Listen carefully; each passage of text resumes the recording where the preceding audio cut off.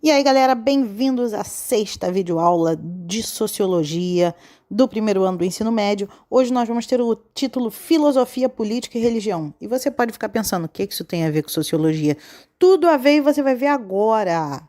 Bom, Comte defendia o seguinte, todo mundo tem que ter conhecimento científico. Todo mundo. Para quê? Por que você tem que ter conhecimento científico? Para você agir com prevenção.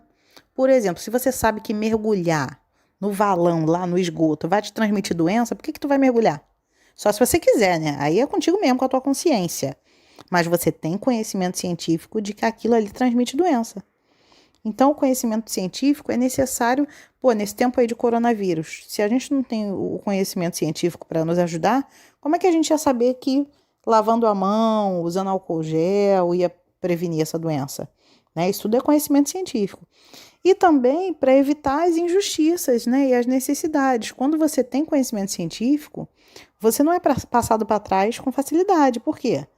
Porque você já manja dos paranauê, você já tem uma noção dos seus direitos, dos seus deveres, das leis. Isso também é conhecimento científico, né? De todas as ciências, você tem que conhecer um pouco, né?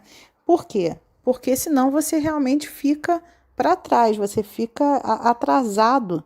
Você começa a viver uma série de coisas que realmente não vão te ajudar a avançar, a ter progresso na sua vida. Então, para Comte, todo mundo tem que ter conhecimento científico, tá? Ele viveu numa época em que ele dizia que tinha dois grandes problemas. Pô, Comte, só dois? Aqui no Brasil a gente tem uma pregada, mas ele dizia que na França, o principal problema era, número 1, crise moral e política na França. Bem parecido com a nossa vida aqui, né? Caraca, parece que ele está falando de hoje aqui no Brasil. A briga era conservadores e progressistas. Por quê? Uma ala da sociedade defendia ainda que você tinha que ter o rei, representante de Deus na terra, que ele era escolhido por Deus e que a religião tinha sim que interferir na política e que tinha que ter o absolutismo, né? O rei acima de todos. E a outra ala, né, depois da Revolução Francesa, já defendia igualdade, fraternidade, né, entre os povos, entre as pessoas, vinha com novas ideias, vinha querendo inovar, né, a sociedade. E aí era aquela briga, né, bem parecido com o que a gente vê assim, direita e esquerda. Estão sacando? Então, isso para ele era um problema moral e político na França. E o segundo grande problema, que resume também muitos problemas que a gente tem, era a miséria extrema, porque tinha muita gente passando fome, muita gente doente na França. A exploração econômica, porque muitos trabalhadores trabalhavam horas e horas e horas do seu dia. Isso lá, assim, no início da Revolução Industrial, né, que a gente já comentou. O povo trabalhava muito e ganhava muito pouco mesmo. Então, eram muito explorados.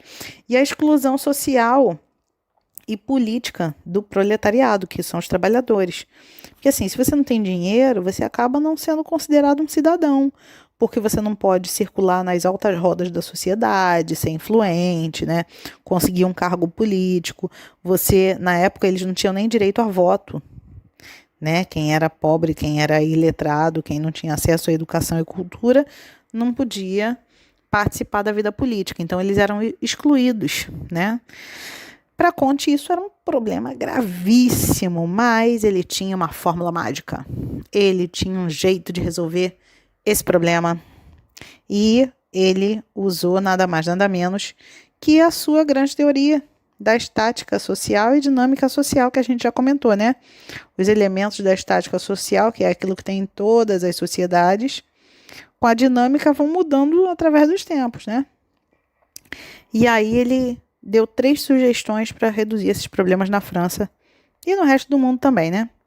Primeira solução, Estado laico e republicano. What is this, Raquel? Estado laico é quando a religião não interfere na política, ou seja, cada um na sua, cada um no seu quadrado, cada um no seu quadrado. Sem interferência da Igreja Católica, ele acreditava que o Estado seria laico, ou seja, cada um pode ter sua fé, todo mundo pode professar sua religião, só não pode o governante querer basear as suas decisões na sua religião. Porque se não é todo mundo que tem a mesma religião no país, né, se as pessoas têm liberdade de culto, eu não vou concordar com uma decisão estritamente católica. ou estritamente espírita, ou estritamente evangélica. Você não pode governar só para uma partícula, só para um pequeno grupo da sua sociedade. Você tem que governar para todos. Então, nesse sentido, a religião atrapalha, interfere, entre outras coisas. Então, ele defendia o Estado laico, beleza? Somente a sociedade poderia legitimar as decisões do governo. Segunda solução: evitar tumulto e auxiliar no desenvolvimento econômico. O que era isso? Evitar tumulto. Conte era muito contra revolução, revolta, violência, guerra, super contra isso. Então ele achava que ao invés do povo ir para a rua, enfrentar a polícia, enfrentar o exército, o governo deveria sentar com os representantes do povo e dialogar, tentar achar uma saída através da conversa, não é? Através do pacifismo, sem partir para o ataque, sem partir para a briga, para a coisa quente mesmo, armada para as vias de fato. Então ele era muito contra isso. Então ele achava que isso iria permitir a liberdade de expressão, né, de valores. Cada um poderia expressar aquilo que pensa, aquilo que sente, não é? Sem ser tolhido. Mas, para isso, o governo, né, o Estado, precisava não ser autoritário. E o terceiro e grande exemplo aí de solução, sugestão que ele deu, né, sobre a miséria, né, e como era necessário tratar disso, foi o seguinte: ele achava que era basicamente desenvolver a justiça social. Porque a justiça social é ter uma vida digna para todos. O trabalhador ter dignidade, ele ter onde morar, ele ter o que comer, ele poder sustentar sua família sem ficar implorando, sem ficar passando por situações constrangedoras, né? Então ele achava assim: se o Estado, né, o governo do Estado-nação, criar empregos públicos, ele vai ajudar a reduzir o desemprego e as pessoas, né, os empresários que querem também seus funcionários, eles vão ter que oferecer salários melhores que o do governo e melhores condições de vida para os trabalhadores, para que eles aceitem trabalhar nas indústrias. Então era como se fosse uma concorrência que ele estava propondo. Pô, o Estado oferece isso, isso e isso, né? O emprego público. Se eu prestar concurso, eu vou ganhar isso, tanto, e vou ter esses benefícios. Mas se eu for trabalhar numa empresa XPTO da vida aí, eu vou ganhar tanto e vou ter esses benefícios. E aí você bota na balança ali o que é melhor para você. Ele achava que isso era uma das soluções, na cabeça de Conte, tá? Na época que ele vivia, era uma das soluções para melhorar essa situação aí da miséria. Bom, ele também achava que, com tudo isso, a sociedade civil iria se organizar, iria fiscalizar o Estado e os empresários. Como seria isso? Vou explicar já já. A sociedade, quando ela tivesse conseguido, né, resolver esses problemas lá da época de Conte, com essas soluções aí que ele propôs, a sociedade ia se organizar. E com a sociedade civil assim organizada, o que ela ia fazer? Ia ficar de olho no Estado e nos empresários, ia fiscalizar o trabalho deles. Então, ele fazia uma proposta assim, de que um trabalhador devia assumir o governo. No lugar dos burgueses, que sempre assumem o governo, né, os grandes empresários, o povo que tem grana, um trabalhador deveria assumir o governo, né? Para quê? Para fiscalizar o trabalho dos empresários. E se eles agissem mal, eles deviam ser punidos, ser multados, perder a licença, esse tipo de coisa. Por isso que ele defendia que um dia um trabalhador assumisse o governo, entendeu? Como um de nós, né? Que pudesse assumir ali o governo no lugar dos grandes poderosos. Isso era o que Conte defendia. E assim, todas essas medidas, né, seriam organizadas por quem? Por um órgão da sociedade que ele chamava de Religião da Humanidade. O que era isso, Religião da Humanidade? Era um órgão civil separado do Estado, não tinha nada a ver com o governo, mas foi uma espécie de religião criada por Conte. E dentro dessa religião, as pessoas iriam aprender a ser mais humanas, né? A ter solidariedade. Comte acreditava que isso era a verdadeira religião, sabe? Que era a pessoa ter sentimento de coletividade, amar o próximo, sabe? Ter piedade do outro. E aqui no Brasil a gente chegou até a ter dessas igrejas aí, que eram igrejas chamadas Igreja Positivista, porque o positivismo foi criado por Comte, né? E a gente teve templo dessa religião da humanidade aqui no Rio de Janeiro e também no Rio Grande do Sul, entre 1880 até 1930 funcionaram aí esses templos. E o que eles eram contra? Eles eram contra 3 coisinhas que eu botei no quadro que aparece com X. Revolução, guerras e militarismo. Eles achavam que isso aí, cara, era um símbolo de atraso, tá? Na evolução humana. Isso dentro do positivismo é visto como sociedade atrasada, sociedade que investe demais em armas, que só pensa em guerra. Isso aí para ele era caótico, sabe? Era totalmente inaceitável dentro da religião da humanidade. Outra coisa que eles eram contra totalmente era o nepotismo. Cara, o que é nepotismo? Pô, tem tudo a ver com o que a gente está vivenciando agora dentro da nossa política, né?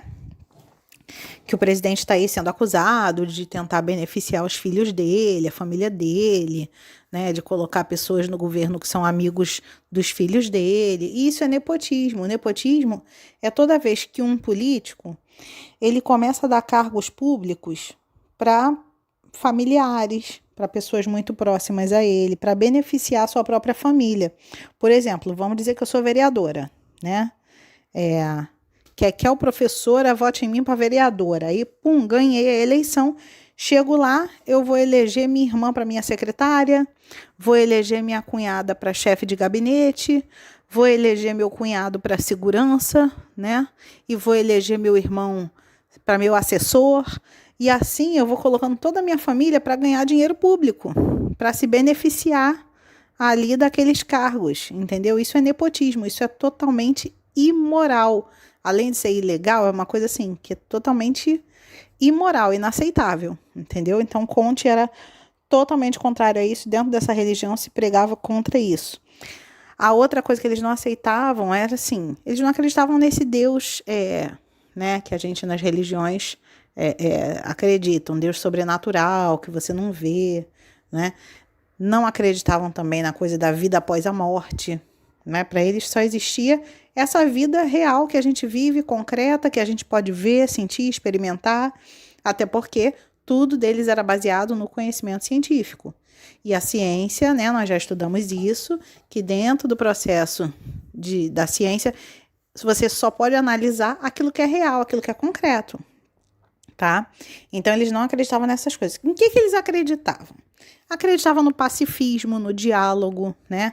Então, ao invés de revolução, de revolta, do povo ir para a rua a título de lutar, né? De ter um enfrentamento armado contra a polícia, eles acharam que era melhor o diálogo. Podia ter protesto pacífico, né?